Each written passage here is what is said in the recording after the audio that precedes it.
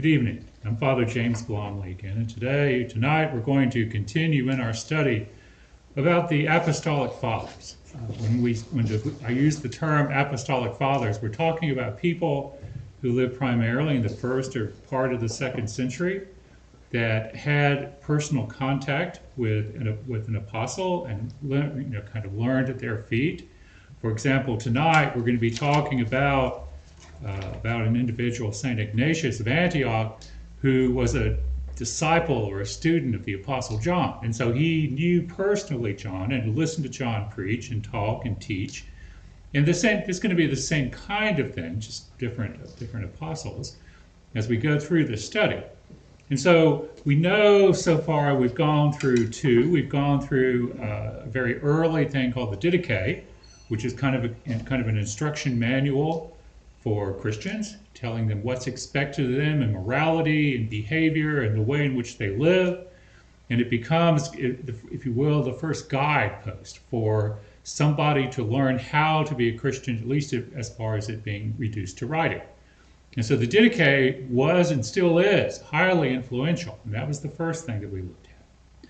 The second thing that we looked at last week was a letter to the Corinthians by St. Clement. Now, St. Clement was a very influential person, and so last week we talked about that letter to the Corinthians and about the things that he said in it and about why, in fact, these things were important. So Clement was last week. Now this week we're going to talk about the epistles of Ignatius. Now Ignatius is somebody, rather letter of Barnabas. Clement, or Barnabas, is somebody that we look at, and so forgive me, I gone to the wrong page. We're at the epistles of Ignatius at the present time, and so with Ignatius, he wrote a variety of letters. He was very prolific, and what really started him off on letters was that he was the bishop in Antioch, and for the reasons that the Romans usually used, they arrested him and they were going to send him to Rome to be devoured by wild animals in the Colosseum. That was not an unusual thing to happen to Christian bishops. There are others that happened to as well. Polycarp comes to mind. This was just something that was part of the job, if you will. That was, I don't know, nobody wanted that, but it was not unusual for this to happen. And so when Ignatius was arrested, and he was going to be sent to Rome, what he saw was not so much that he was going to find a way out of it. He was pretty well, he knew what was going to happen, and he knew that it would take nothing he could do was going to change that. So what he wanted to tell people when he wrote these letters was that he wanted them to understand the role of the bishop and the role of the laity and the way in which everybody interacted and the duties and responsibilities put on all of them. This is also something that is very important, and these letters were very controversial at one time. There was a period of time some decades ago in particular when theologians of a Protestant persuasion would read these and would say these are all fakes. And the reason that they would say that is because for Ignatius, the bishops, the rulers of the church, have not only a lot of authority and a lot of duties and responsibilities, but are also responsible for the spiritual health of all the people that are underneath them. And so for them, one person in fact called these letters monarchical, not just that the bishops themselves are given a lot of power, a lot of authority. But by monarchical, he's saying, well, Ignatius is telling these people that they're like kings. A king is a monarch. And so there was a lot of criticism in these letters from Protestant theologians. That has, to my knowledge, kind of died down a little bit because the letter says what the letter says. And nobody could ever come up with anything that would say these are false or frauds or anything of the sort. And so when Ignatius sat down to read these things or to write these things, that's just what he had in mind. He He wanted people to understand that they are under the protection of a bishop. And all these places that he wrote to, these are places where there were bishops. There was a bishop in every town. And so it's not that he was overriding, for example, the bishop that may have been in some other city. Instead, he was saying, you know your bishop, you know who he is, you must trust in him because these are his responsibilities. And because of this, this is something that they really, he wants them to understand this because he understands that they are in the beginning or in a phase of great danger.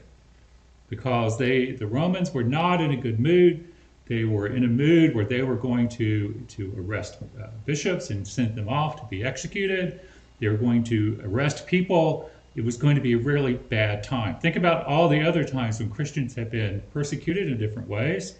Well, this is kind of the first one. And so because of this, it was important to Ignatius that they understand why. Well, you might say, well, why? What kind of authority does Ignatius, who is the bishop of Antioch, what kind of authority does he have over these other towns, Magnesia and Charlotte, and all the other places that he writes to? Well, we look at who he is. In Antioch, which was a very, very influential city, right? And it was the first bishop in Antioch was Peter. In the same way, I don't know how exactly he did this.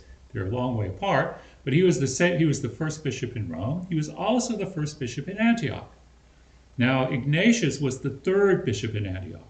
So he did not come immediately after Peter, but after another one, son of Evdokius, who was the second one. And so then, of course, there's Ignatius in what was really kind of the primary city at that time in the Middle East, in Syria. And so it was like a large center of the church, and all around it were all these other towns where there were bishops for each of those towns.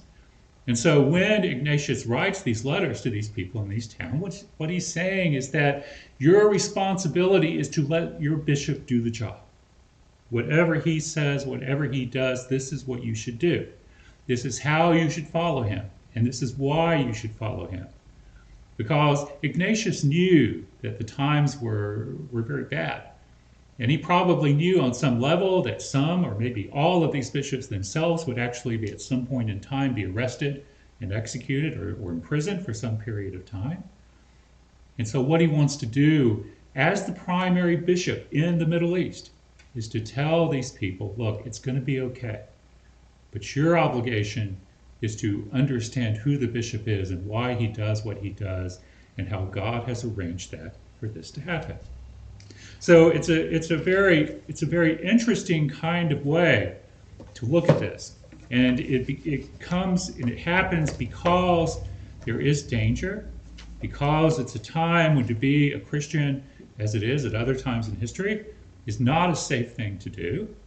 It is something where the people need encouragement.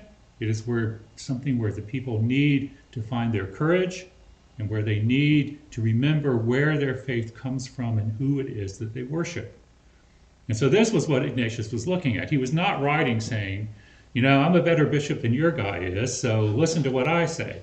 He says, no, you've got bishops in your town, in Magnesia, Philadelphia, wherever it is.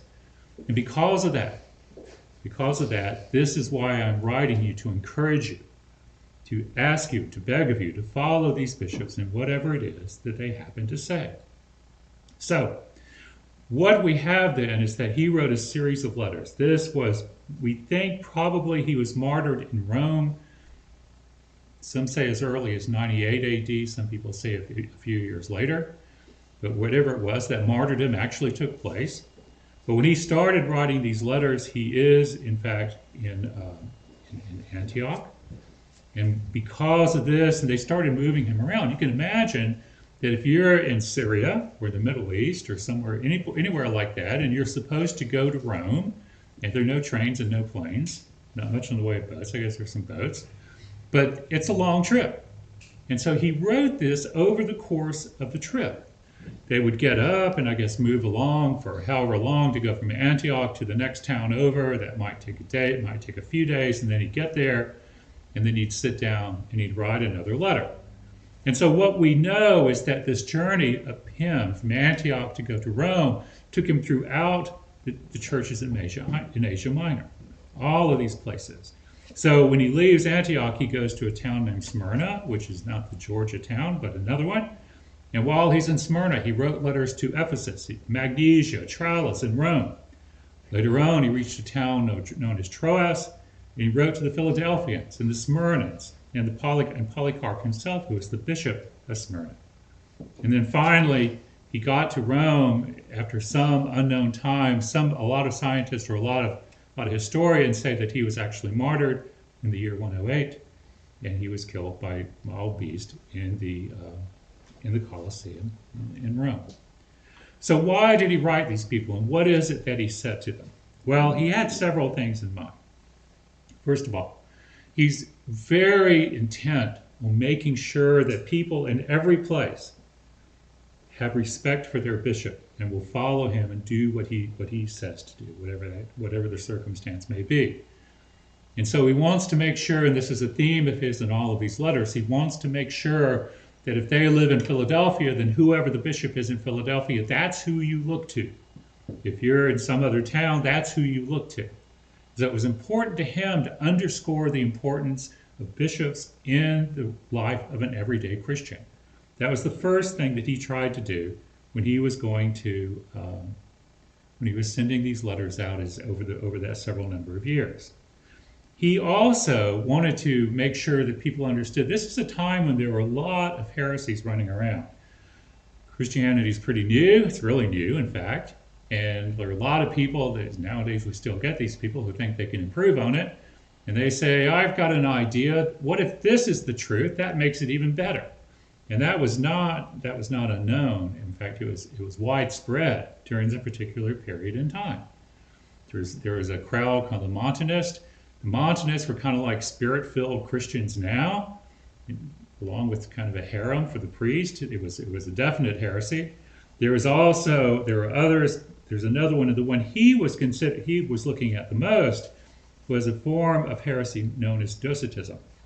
Now, Docetism really had this really weird idea about who Jesus was. And in fact, oftentimes they would say that Jesus was not really born, he kind of just put in an appearance, like he had some role to play, and then he'd come in stage right, do whatever he was going to do, and then he'd take off and go back. And people were buying a lot of this stuff. There were so many strange, well, there's a lot of them now, but there are so many strange beliefs at that time that for every bishop throughout the world, in the Middle East, wherever they happened to be, this was a primary thing that they had to do, was to squash these fantasies, is what they really were. And so he wanted to make sure that they understood this. And at that time, Docetism was actually probably the primary one at that particular point in time.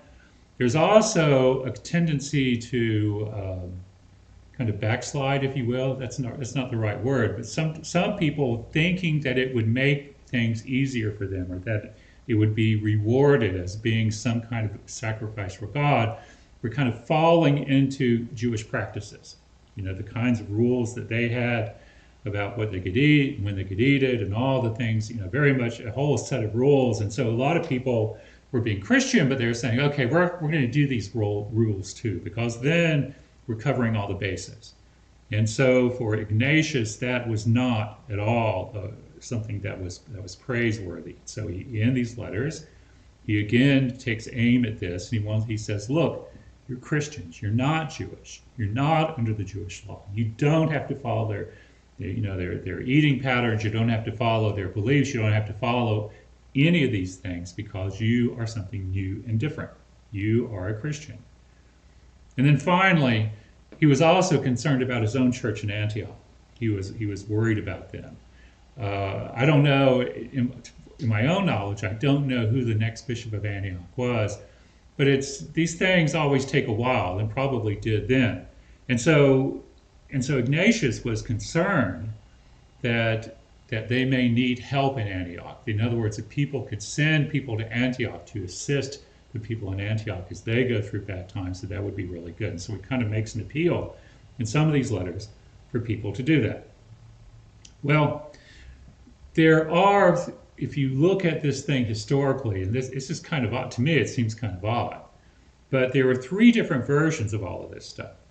There's what they call the long recension, which is a longer version of all of these things. There's the short recension, and then there are also some others beyond that. Historians believe that the long recension was used, what we see in various letters. Some, one from Antioch, the one from Smyrna, the one from Troas, the one from Philippi, that these were long recension letters. In Italy, there was another one that they said was long recension. But then there's another group of these letters called the short recension, which are shorter than that. And really, while he may have written long in some places and short in other places, the truth of the matter is that as a practical matter, some things you write are going to be long and some things you write are going to be short.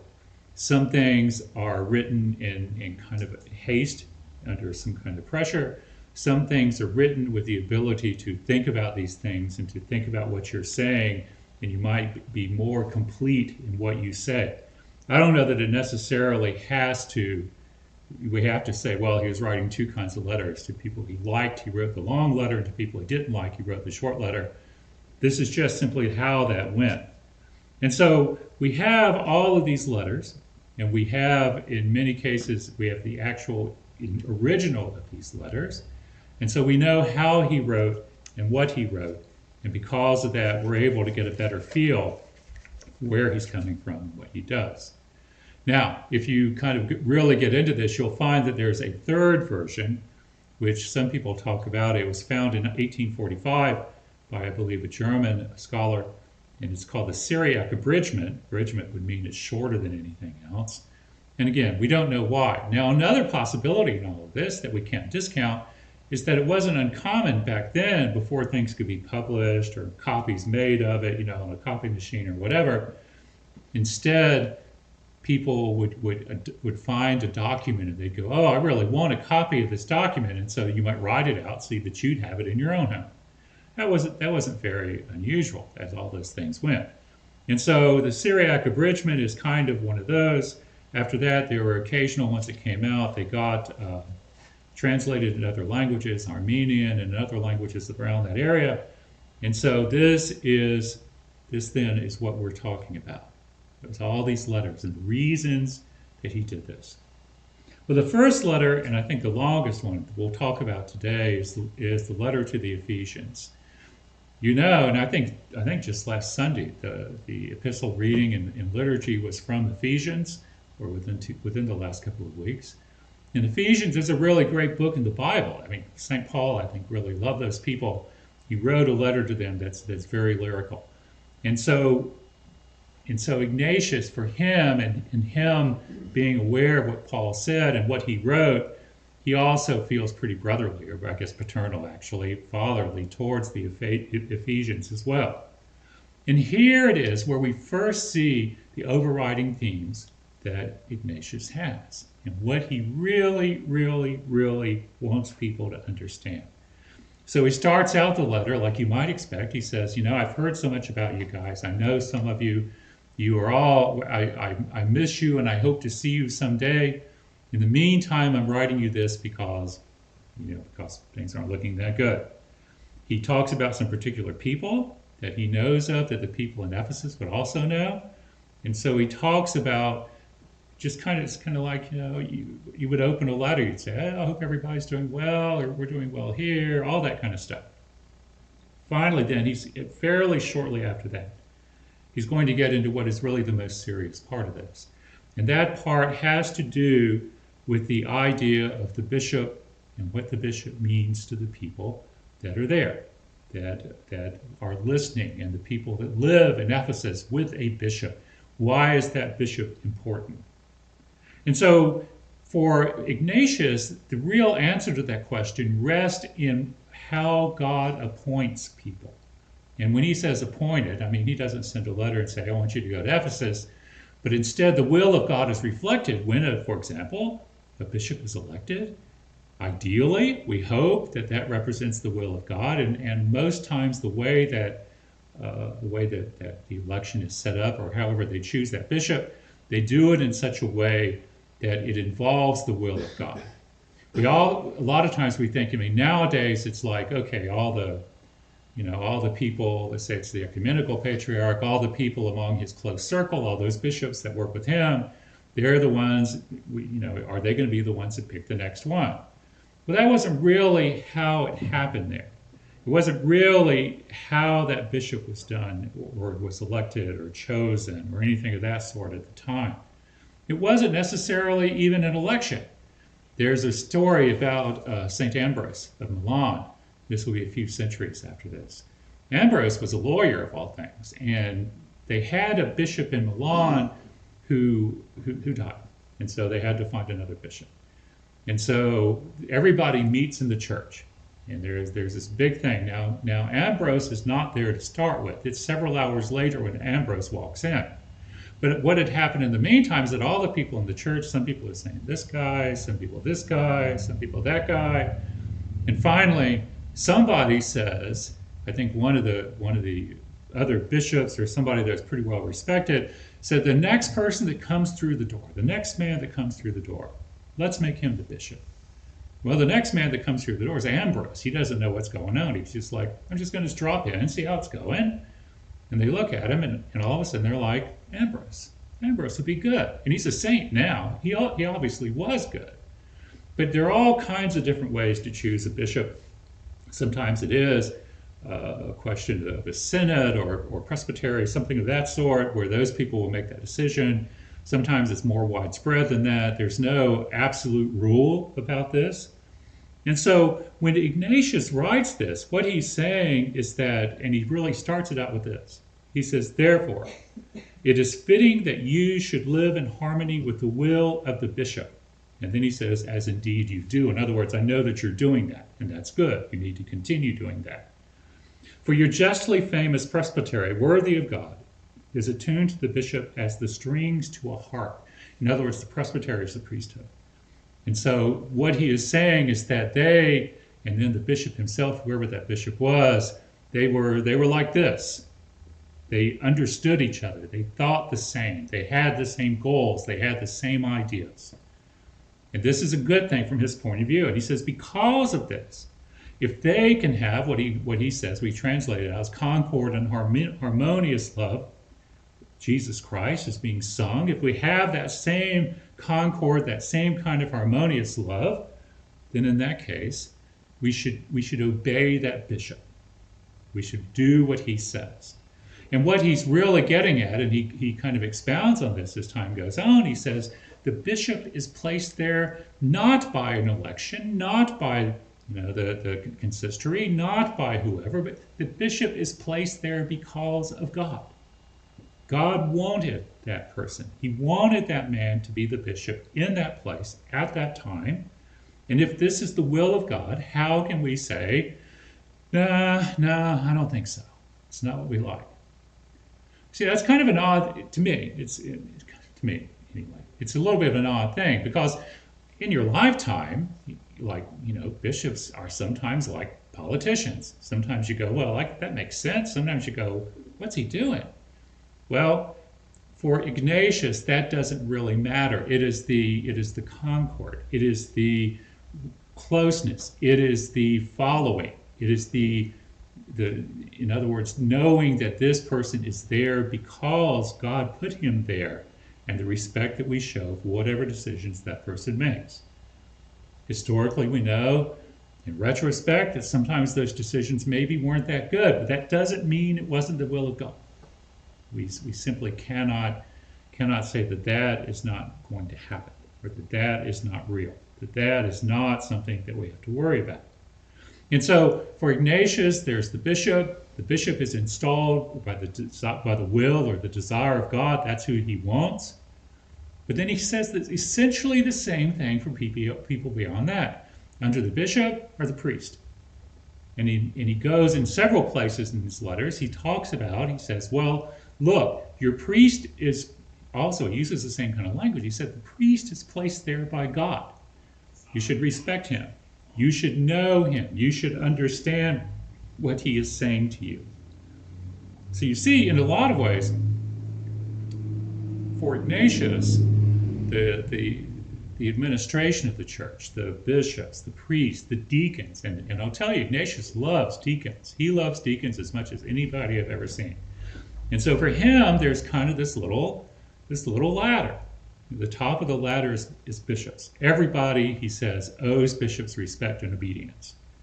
The second one are priests. He says, if you are in, essentially saying, if you're in the church with that priest, then you listen and you obey to him. And then the same thing, the deacon, he says, the deacons, I think he uses the phrase something like, they are the angels of God.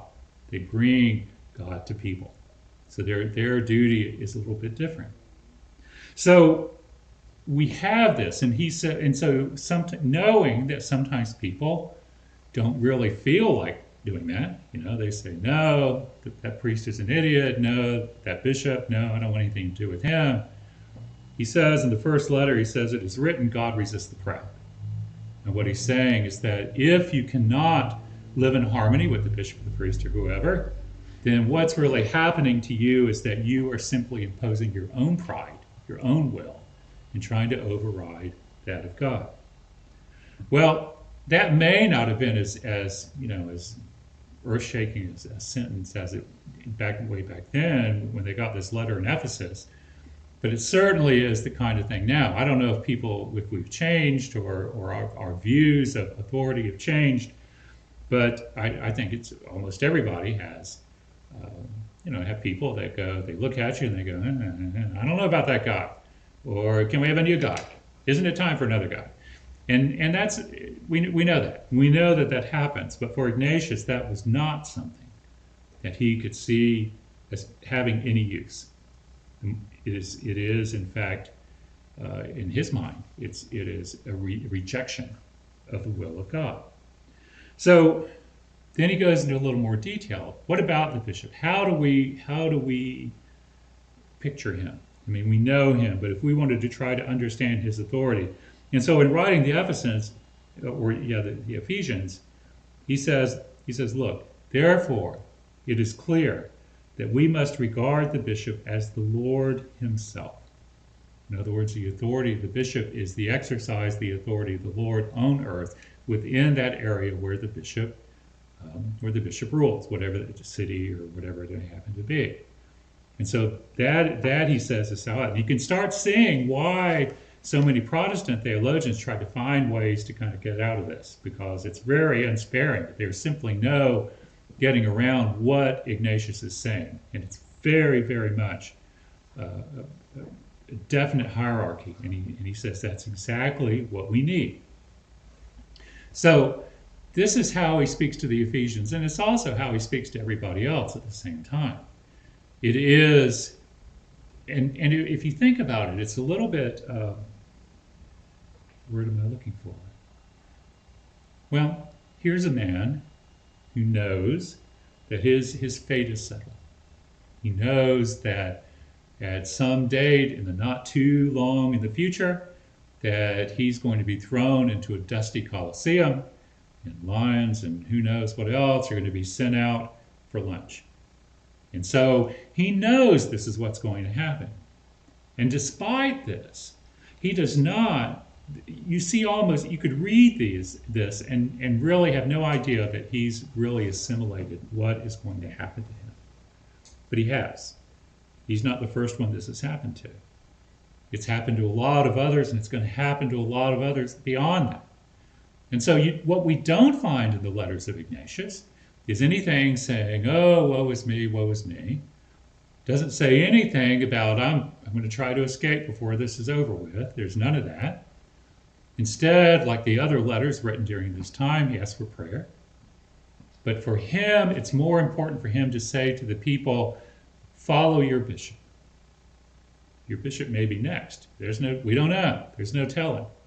But follow him. Do what he says. Only then will you follow the requirements of Christ himself. For him, it's a very simple thing. And we can understand that it is because he knows that his death is imminent that he writes these things, because to him, to Ignatius, these are the most important things he has. These are the most important things that they can possibly think about.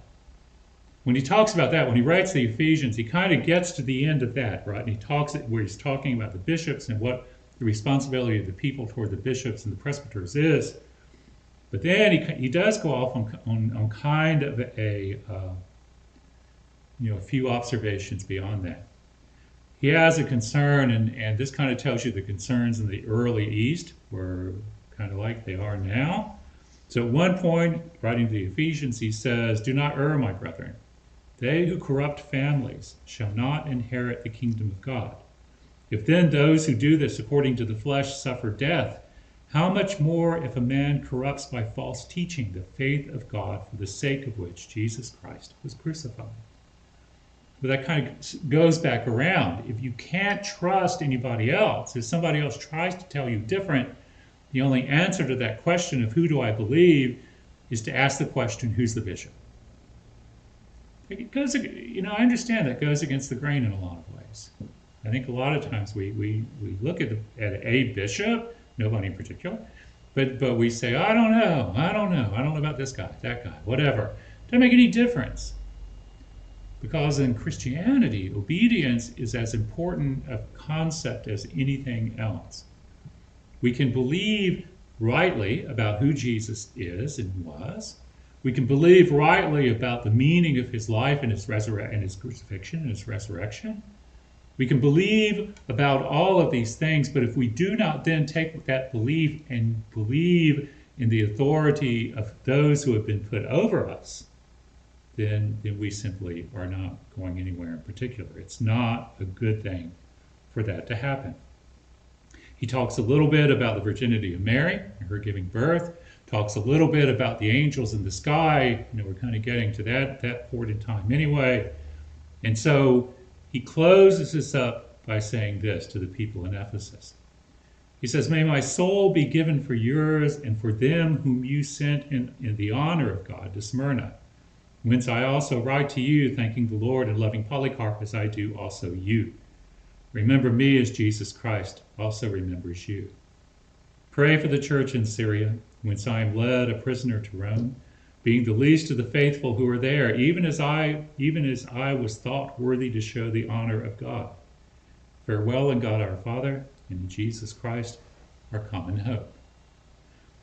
And I hope you take time to read this letter, because it's an extraordinary mixture of teaching, which involves not anything to him. In other words, he's not telling people, I'm great, you have to do everything I tell you to do. Instead, he's saying you need to give the bishop your allegiance. We have to do this. You have to do this. It's the only way we will survive in the years that are coming. And so this was his letter to the Ephesians. Now, in a lot of ways, his other letters really kind of, they're different. Right? It's not that he just sat down and copied it out again, changed the name of the town, say from Ephesus to Magnesia, and then sent the same letter to them. Instead, he would sit down and he would write the letter, and he would write it knowing who the people that lived in Magnesia, knowing who the bishop in Magnesia at that time was, being kind of to be the bishop in Antioch at that time was kind of like maybe being the bishop of Rome in Europe. It was one of the primary sees or primary cities of Christianity in the Middle East. And so to be the bishop of Antioch was a really big deal. And also, as being a bishop, the bishop in Antioch, he would know all the other bishops. He would know something about all these towns, know about the bishops that are presiding over those towns, probably know most, if not all, of the presbyters and all of the deacons. He would be well aware of the people in the towns where he lived at, where these people lived at. So when he wrote to the Magnesians, one of the first things that he does is he talks about how good the bishop is. He says, "Forasmuch then as I was permitted to see you in the person of Damas, D-A-M-A-S, your godly bishop, and the worthy presbyters Bassus and Apollonius, and my fellow servant the deacon Zosian, whose friendship would enjoy because he is subject to the bishop as to the grace of God, and to the presbytery as to the law of Jesus Christ." So he starts out by saying, look, you guys have great people there. You have a really good bishop. You have a really good presbyter. You have a really good deacon. Follow these guys. Do what they say. Trust them in what they say about all of this. Apparently this was a young bishop. And so he goes on and he says, now it becomes you not to presume on the youth of the bishop, but to render him all respect according to the power of God the Father, as I have heard that even the holy presbyters have not taken advantage of the outwardly youthful appearance, but yield to him. It's hard to imagine trying to take advantage of a bishop. If anybody tried, I doubt they got very far. But he's saying, look, yeah, he's young, but he's your bishop, and he's a good one. He's an excellent bishop. And so he talks a little bit about the situation in Magnesia and who is there for those people and why they are blessed by having those particular people there. He then goes forward and in this he may be a little more direct than he was in the first letter that we read to the Ephesians, where he talks about the importance of being together, of being joint, of being all the same body. He says in part 6 of that, it says, I exhort you, be zealous to do all things in harmony with God, with the bishop presiding in the place of God, and the presbyters in the place of the council of the apostles, and the deacons, who are most dear to me, entrusted with the service of Jesus Christ. Be then all in conformity with God, and respect one another, and let no man regard his neighbor according to the flesh, but in everything love one another in Jesus Christ. Let there be nothing in you which you can divide you, but be united with the bishop and with those who preside over you as an example and a lesson of immortality. So the letter to these people in this town is not as lengthy as the first one that we looked at, the letter to the Magnesians, but it does give us the kind of a way, an idea or look at how it is that he's writing to people and the kind of things that he says. And so there's another section in here. There was another one like it in the first one we looked at, and it was similar. But we'll look at it in this one, and then you'll know that this is something that was important to him for all of the towns that he wrote to. And so he's talking about being sensible to his goodness, that is, the bishop in that place. He says, let us then not be insensible to his goodness, for if he should imitate us in our actions, we are lost. For this cause, let us be his disciples, and let us learn to lead Christian lives. For whoever is called by any name other than this is not of God. Put aside then the evil leaven, which is grown old and sour, and turn to the new leaven, which is Jesus Christ. Be salted in him, that none among you may be corrupted, since by your Savior you shall be tested. I think this is not quite something that he directly got into with the Ephesians, but it's clear what he's telling people. He's telling people that you have a role in this. If you are really a Christian, you will behave as a Christian. You will think and think like a Christian. You will be a Christian in all ways. You're not going to backbite at anybody. You're not going to make trouble for the sake of making trouble. You're going to be content with your presbyters and your bishop and your deacons because they have been placed there by God. And because of this, be a Christian. And this is in this particular letter, this is the primary thing here. This is the whole idea of what it is. And so finally at the end, he's talking about the respect that is given to the clergy, to the bishop and on down. And this, he says, be diligent therefore to be confirmed in the ordinances of the Lord and the apostles, in order that you may prosper in all things whatsoever you do, in the flesh and in the spirit, in faith and love, in the Son and the Father and the Spirit, at the beginning and at the end, together with your revered bishop and with your presbytery, that aptly woven spiritual crown, and with the godly deacons. Be subject to the bishop and to one another, even as Jesus Christ was subject to the Father, and the apostles were subject to Christ and to the Father, in order that there may be a union both of flesh and of spirit. This is an important thing, and it's worth kind of pondering on in the days to come. And that is this. Christianity is not a solo sport. It's not something where the individual, decides that he or she is doing just fine, thank you, that they don't really need this person, or they don't need that person, or this person over there. But instead, the person understands that it is the entire church that is a part of that body. And for everybody, from the newest Christian to the most grizzled, from the priest and the bishop to the readers, that it's one body.